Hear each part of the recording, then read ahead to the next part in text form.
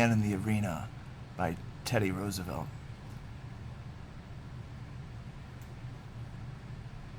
Today I shall speak to you on the subject of individual citizenship, the one subject of vital importance to you, my hearers, and to me and my good countrymen, because you and we are great citizens of great democratic republics. A democratic republic such as ours, an effort to realize its full sense of government by, of, and for the people, represents the most gigantic of all possible social experiments, the one fraught with great responsibilities alike for good and evil. The success of republics like yours, France's, and like ours, means the glory and our failure of despair of mankind, and for you and for us, the question of the quality of the individual citizen is supreme. The average citizen must be a good citizen if our republics are to succeed. Therefore, it behooves us to do our best to see that the standard of the average citizen is kept high, and the average cannot be kept high unless the standard of the leaders is very much higher. You and those like you have received special advantages. You have all had the opportunity for mental training. Many of you have had leisure. Most of you have had the chance to enjoy life in far greater ways than the majority of your fellows. To you and your kind, much has been given, and from you much should be expected. The poorest way to face life is to face it with a sneer. There are many men who feel a kind of twisted pride and cynicism. There are many who confine themselves to criticism of the way others do what they themselves dare not even attempt. There is no more unhealthy being, no man less worthy of respect, than he who either really holds or feigns to hold an attitude of sneering disbelief towards all that is great and lofty, whether in achievement or in that noble effort which, even if it fails, comes to second achievement. A cynical habit of thought and speech, a readiness to criticize work which the critic himself never tries to perform, an intellectual aloofness which will not accept contact with life's realities. All these are marks not, as the possessor would fain to think, of superiority, but of weakness. It is not the critic who counts, not the man who points out how the strong man stumbles or where the doer of deeds could have done them better. The credit belongs to the man who is actually in the arena, whose face is marred by dust and sweat and blood, who strives valiantly, who errs, who comes short again and again because there is no effort without error and shortcoming, but who does actually strive to do the deeds, who knows great enthusiasms, the great devotions, who spends himself in a worthy cause, who at the best knows in the end the triumph of high achievement, and who at the worst, if he fails, at least fails while daring greatly, so that his place shall never be with those cold and timid souls who know neither victory nor defeat. Shame on the man of cultivated tastes who permits refinement to develop into fastidiousness that unfits for him the doing the rough work of a workaday world. Among the free people who govern themselves, there is but a small field of usefulness open for the men of cloistered life who shrink from contact with their fellows. Still less room is there for those who deride of slight what is done by those who actually bear the blunt of the day, nor yet for those others who always profess that they would like to take action, if only the conditions of life were not exactly what they actually are. The man who does nothing cuts the same sordid figure in the pages of history, whether he be a cynic or fop or voluptuary.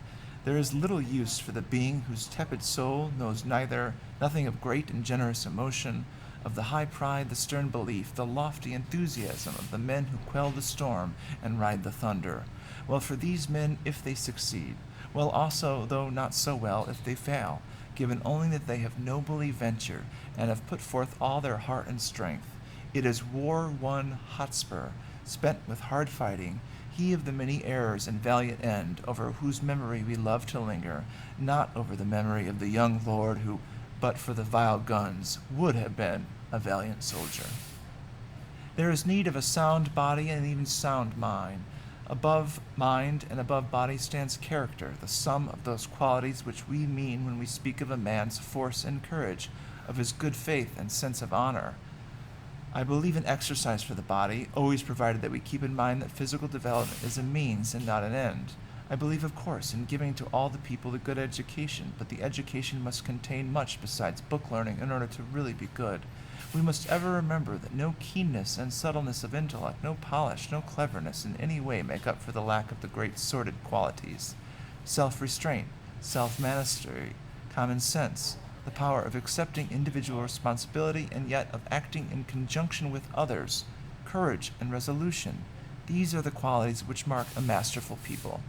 Such ordinary everyday qualities include the will and the power to work, to fight at need, and to have plenty of healthy children.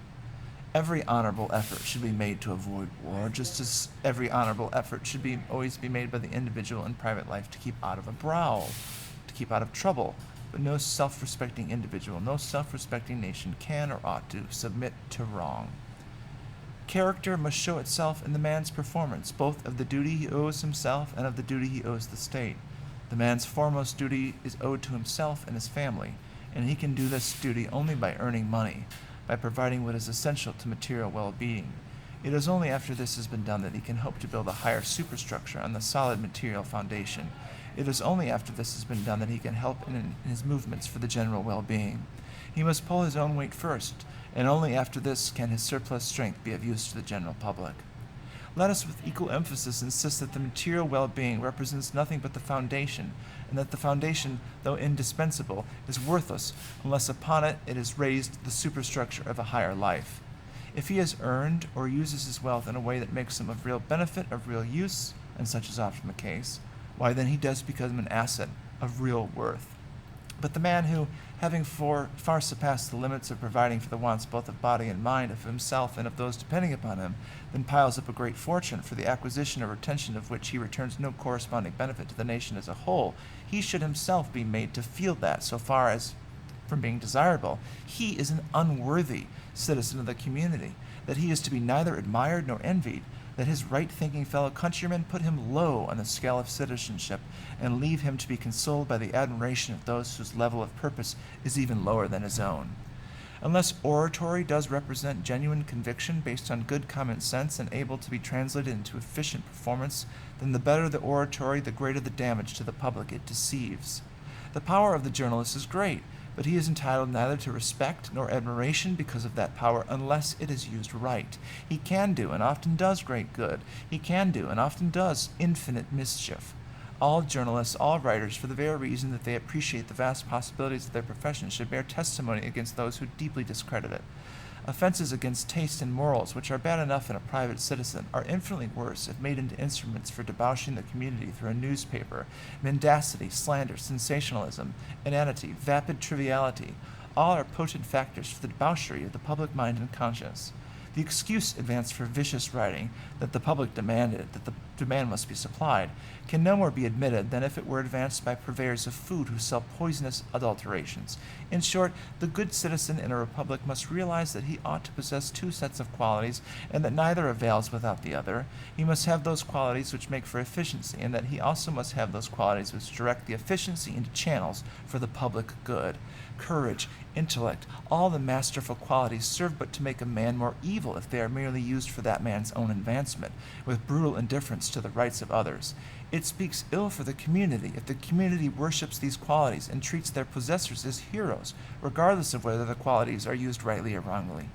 To judge a man merely by success is an aberrant wrong, and if the people at large habitually so judge men, if they grow to condone wickedness because the wicked man triumphs, they show their inability to understand. In the last analysis, free institutions rest upon the character of citizenship, and that by such admiration of evil they prove themselves unfit for liberty. Good citizenship is not good citizenship if only exhibited in the home. There remain the duties of the individual in relation to the state, and these duties are none too easy under the conditions which exist where the effort is meant to carry on free government in a complex industrial civilization. Perhaps the most important thing the ordinary citizen, and above all the leaders of ordinary citizens, have to remember in political life is that he must not be a sheer doctrinaire. The citizen must have high ideals, and yet he must be able to achieve them in practical fashion. No permanent good comes from aspirations so lofty that they have grown fantastic and have become impossible and indeed undesirable to realize. It is not a matter for abstract dogmatizing to decide when this point is reached. It is a matter to be tested by practical experiment. I am a strong individualist by personal habit, inheritance, and conviction, but it is a mere matter of common sense to recognize that the state, the community, the citizens acting together can do a number of things better than if they were left to individual action. We ought to go with any man in the effort to bring about justice and the equality of opportunity, to turn tool users more and more into the tool owners, to shift burdens so that they can be more equitably borne. But we should not take part in acting a lie any more than in telling a lie.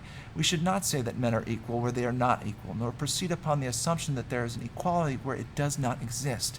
But we should strive to bring about a measurable equality, at least to the extent of preventing the inequality which is due to force or fraud. I think the authors of the Declaration of Independence intended to include all men, but they did not mean to declare all men equal in all respects. They did not mean to say all men were equal in color, size, intellect, moral development, or social capacity. They defined with tolerable distinction and what they did consider all men created equal, equal in certain unalienable rights, among which are life, liberty, and the pursuit of happiness. This they said, and this they meant. They did not mean to assert the obvious untruth that all were actually enjoying that equality, or yet that they were about to confer it immediately upon them. They meant to set up a standard maxim for free society which should be familiar to all, constantly looked to, constantly labored for, and even though never perfectly attained, constantly approximated, and thereby constantly spreading and deepening its influence and augmenting the happiness and value of life to all people everywhere. We are bound in honor to strive to bring ever nearer this day when, as far as humanity is possible, we shall be able to realize the ideal that each man shall have an equal opportunity to show the stuff that is in him by the way in which he renders society a service. The reward must go to the person who does the work well, for any other course is to create a new kind of privilege, the privilege of folly and weakness, and special privilege is injustice, whatever form it takes. To say that the thriftless, the lazy, the vicious, the incapable ought to have reward given to those who are far-sighted, capable, and upright is to say what is not true and what cannot be true. Let us try to level up, but let us beware of the evil of leveling down. If a man stumbles, it is a good thing to help him to his feet. Every one of us needs a helping hand now and then, but if a man lies down, it is a waste of time to try and carry him, and it is a very bad thing for everyone if we make men feel that the same reward will come to those who shirk their work as those who do it. The overbearing brutality of the man of wealth, of power, and the envious and hateful malice directed against wealth or power are really at root merely different manifestations of the same quality, merely two sides of the same shield.